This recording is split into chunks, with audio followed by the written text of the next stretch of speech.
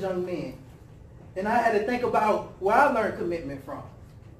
Because see, I grew up in a single family home where my dad moved halfway across the country and had another family, started another household, and oftentimes, he would promise to call me often. I only get calls on birthdays and Christmas. He'll promise to send me money or buy me gifts, and oftentimes my mom had to buy gifts and say it was from him, right? So that resentment I kind of grew up with and held against him, it was holding me back.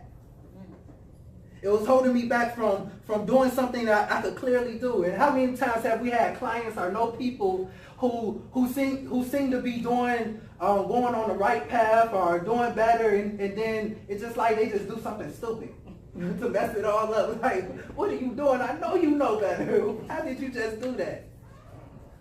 What's holding them back? Their stories and how to do a backflip and stuff. No, I have to learn and put in the work myself to conquer that area so I can tell them it's possible. And this is how you do it. This is what helped me. So what we have to do is learn to shake up our stories. Right? So remember I told you about my dad and me not being able to help young men because I haven't dealt with my story. And so what I did, because I was determined, because I knew it was people out there for me to help, and I got to help them because I can't sleep at night if I'm not doing what I'm meant to do, right? And so I could get a peaceful sleep at night. I said something has to be done. So what I ended up doing is I picked up my phone and I put in my calendar every Monday, 5 o'clock.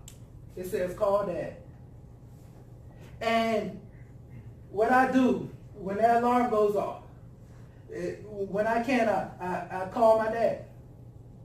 And I just pick up the phone and say hi. I don't have a clue what we're going to talk about, but I picked up the phone and I just talked. Because I made that commitment.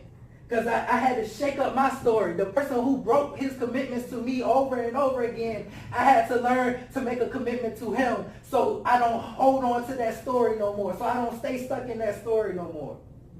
So oftentimes there may be having to forgive the perceivingly unforgivable. There may be having to love the perceivingly unlovable. Somebody who betrayed us. And so I noticed when I did that, when I shook up my story and when I called my dad on a consistent basis, after like the third week, he was like, son, you scaring me. he said, is everything all right? I was like, yeah, everything good, Dad. Like, I'm just calling just to check on you, see how you doing. Right? And I couldn't even tell him why I was calling because I didn't want to be about me proving anything to him. I just knew I had a purpose to serve, and me being stuck in my ego and my story wasn't going to help. And so, in order to continue helping this population, we got to be able to reach out our soul to touch their soul.